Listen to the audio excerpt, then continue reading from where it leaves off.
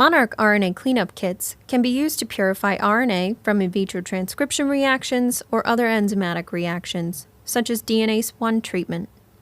We offer 3 kits for RNA cleanup, each with a different capacity: 10 micrograms, 50 micrograms, and 500 micrograms.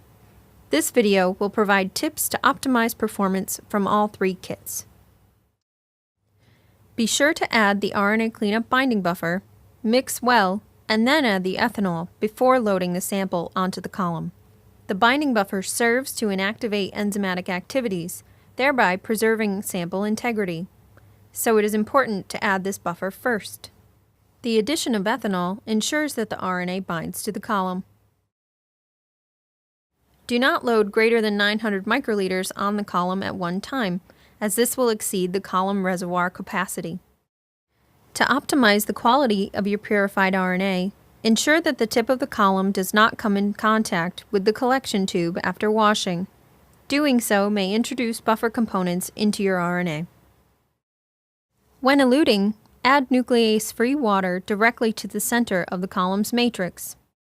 When eluting RNA from the 500 microgram capacity column, the T2050, remember to incubate the column with nuclease-free water for 5 minutes at room temperature prior to spinning to increase recovery.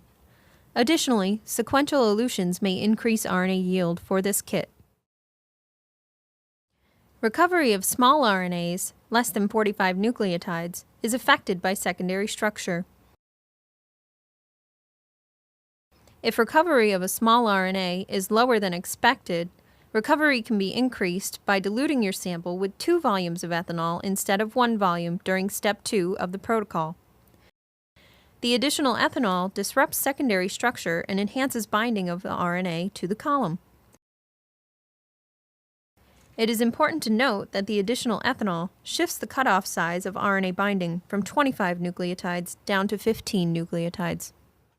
To save time, you may reduce spin times for binding and elution to 30 seconds instead of 1 minute. You are always welcome to contact our scientists for technical support at info@neb.com.